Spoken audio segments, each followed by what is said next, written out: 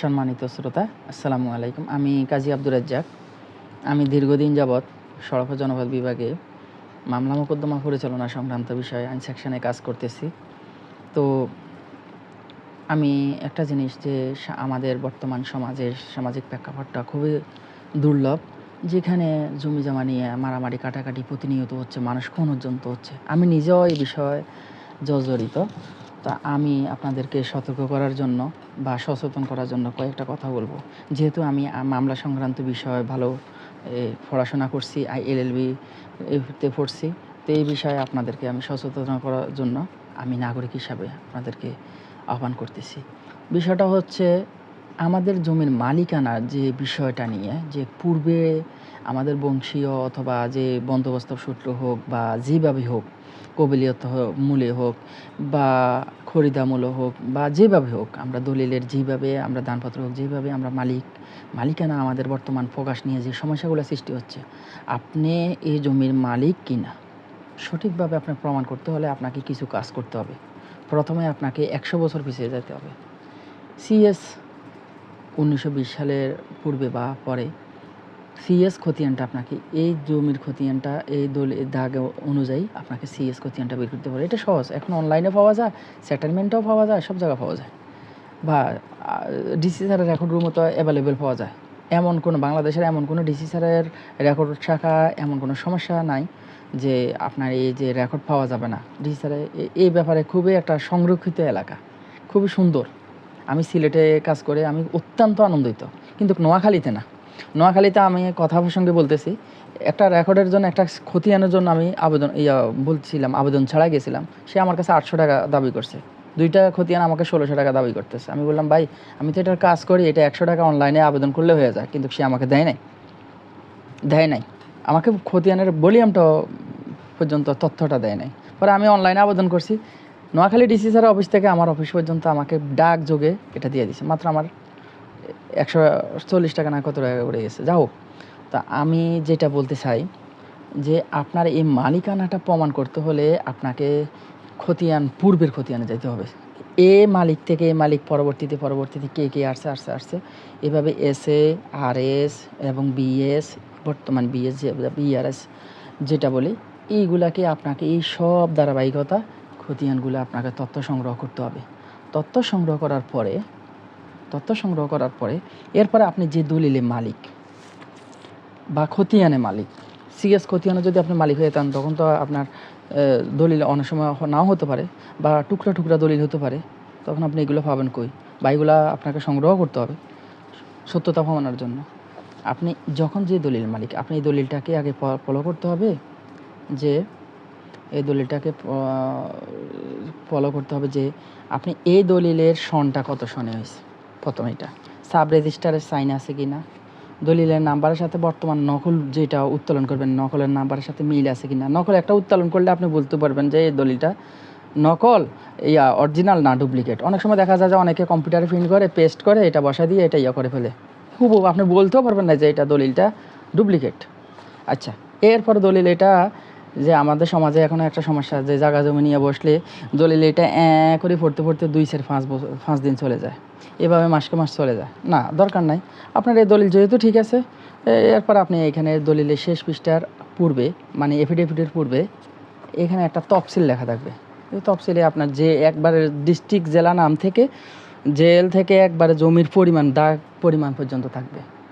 যে দাগটা নিয়ে আপনার বিরোধ, সে দাগের আপনার দখল সহ সব কিছু আছে কিনা। দখল না থাকলে সমস্যা নাই। বর্তমানে যে জবরদখল, যেটা নিয়ে আপনার যে গুন্ডামি করতো সমাজের মধ্যে, যারা শয়তান কুচক্রি লোক, এইগুলা সরকারে একেবারে 23 সালে একেবারে বিস্ময়কর একটা আইন পাস করে, ভূমি আইন পাস করে একেবারে সব শেষ করে দিয়েছে। তাও আবার সরকার এভাবে করছে যে বেনামি সম্পত্তি লেনদেন করা যাবে না। বেনামি বলতে আমার সম্পত্তি অপর আরেকজনে আইয়া বিক্রি করবে সুবিধার্থে তার, সেটা করা যাবে না।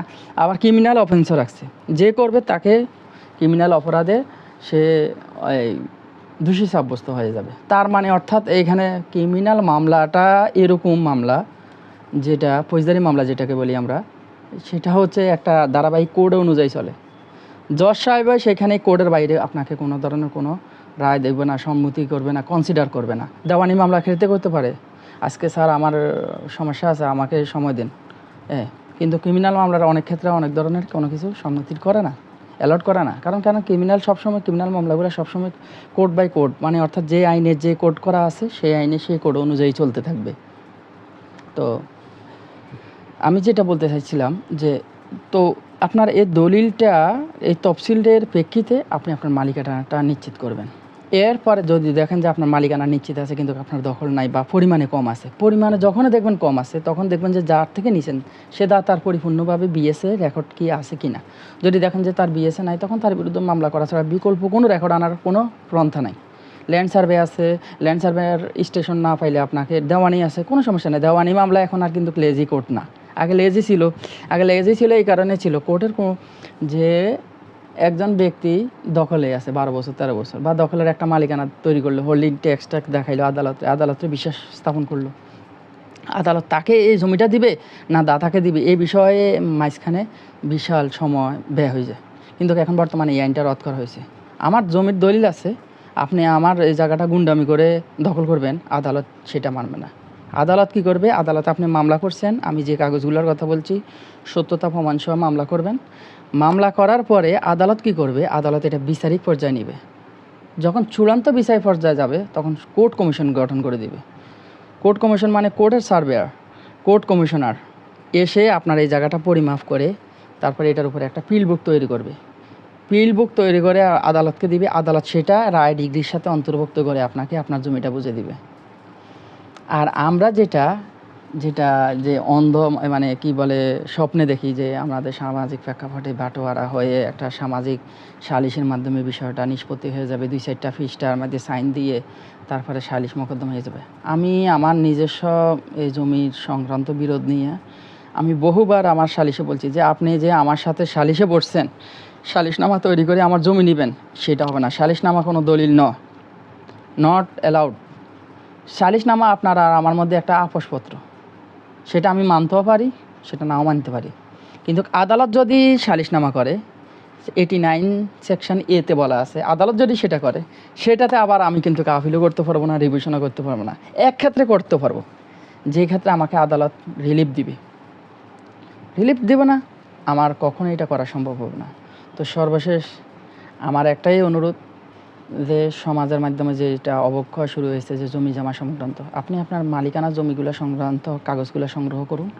এরপরে আপনি আপনার মালিকানা প্রমাণের জন্য আপনি এগিয়ে যান আইনের দিকে।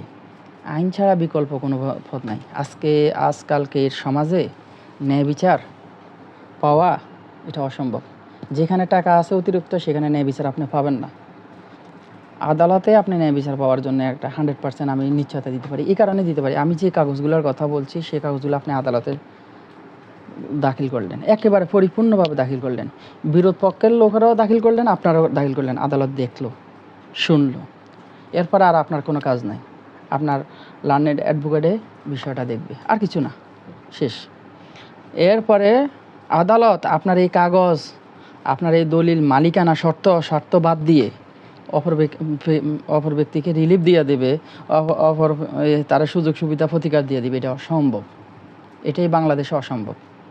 আর আইন এমন একটা জিনিস, আমরা দেখতেছি একজন জজ, তিনি একজন মানুষ, তিনি একজন জজ সাহেব, তিনি ইচ্ছা করলে মানুষকে ফাঁসি দিবেন না, তিনি মানুষকে জমি দিয়ে দিবেন না, তিনি যেভাবে পড়াশোনা করছেন সেটাই হলো একটা আইন, এই আইনের বই। এই আইনের বিধি বিধানের বাইরে তিনি নয়, তিনি আইনের বিধি বিধানের ভিতরে। তিনি যা কিছু শাস্তি দিবেন, যা কিছু রিলিফ দিবেন, যা কিছু প্রতিকার দিবেন, বা যা কিছু ডিসমিস করবেন, সব কিছু এই আইনের বিধিবদ্ধর ভিতরে। আইনের বিধিবদ্ধর বাইরে হয়ে যাবে, তাহলে তিনিও, এটা হবে না। এটা বাংলাদেশের সাংবিধানিক আইন এভাবে তৈরি করা হয়নি। তো আমি সর্বশেষ সবাইকে সচেতন হওয়ার জন্য এই কথাই, যে সামাজিকভাবে আমাদের এখন যে চলাচল মাধ্যম বা আইন আদালতের প্রেক্ষাপটে আমরা অনেক এগিয়ে গেছি। সরকারও আমাদেরকে অনেক সুযোগ সুবিধা দান করছে, যেমন ভূমি আইনগুলো করে। তো আমরা যদি এই আইনগুলোকে যদি পদক্ষেপ নিই, কার্যকর করি, তাহলে আমাদের নিজেদের জন্য ভালো হবে, মঙ্গল হবে, এবং আমাদের পরবর্তী প্রজন্ম যেটা উত্তরাধিকারী মালিকানা থাকবে, তারাও শান্তি শৃঙ্খলভাবে সমাজের মধ্যে শান্তি শৃঙ্খলতা বজায় রাখবে। আর সমাজে যারা দায়বদ্ধতা আছেন, যেমন ধর্মীয় সংস্কার পরিচালনা করেন, তাদেরও উচিত যে যারা ন্যায় বিচার প্রতিষ্ঠার জন্য যে একজন অসহায়ের উপরে যারা এইভাবে বারবার করে করে, তারা কয়েকজন নাগরিক, সচেতন নাগরিক এগিয়ে এসে তা এই যে ভূমিদস্যু যাকে যে এইগুলা করতেছে, জালিয়াতি দলিল করতেছে, মানুষের অর্থ লেনদেন করতেছে, বিভিন্ন চক্রের মধ্যে জড়িত, তারা যদি একটু সচেতন এগিয়ে যদি তাকে যদি একটু যদি পানিশমেন্ট দেওয়া যায় সামাজিকভাবে আইনগত বিধিবদ্ধর মধ্যে, তাহলে দেখা যায় যে ওই ব্যক্তির একজনের সচেতনের কারণে বাকি 10 জনও সচেতন হয়ে যাবে। যে দেখবে যে আমি একজন তিরস্কারমূলক পার্সন হয়ে গেছে এই লোকটা, যে সে একটা এই কাজটা করার কারণে, অন্যায় কাজটা করার কারণে আরেকজন এই কাজটা করতে চিন্তা করবে। আর আমাদের সমাজের মাধ্যমে মধ্যে বিশেষ করে যে পরিমাপের যে সমস্যাগুলো, এই সমস্যাগুলো বেশি সমস্যার সৃষ্টি হয়ে গেছে। এখন আগে তো আমিন ছিল না, সার্ভেয়ার ছিল না, এখন ঘরে ঘরে সার্ভেয়ার আমিন তৈরি হয়ে গেছে। আমি নিজে এই সার্ভে আমিনের কাজ আমি কোর্স করছি, কিন্তু আমি কখনোই এই ধরনের সার্ভে পরিমাপ করি নাই। এই কারণে করি না যে এই জিনিসটা পরিমাপটা করতে হলে আপনাকে এই যে মালিকানার এই যে দাগের সীমানাটা, এটা সঠিকভাবে বের করতে হলে আপনাকে অন্য মৌজার সীমানা আপনাকে আগে চিহ্নিত করতে হবে।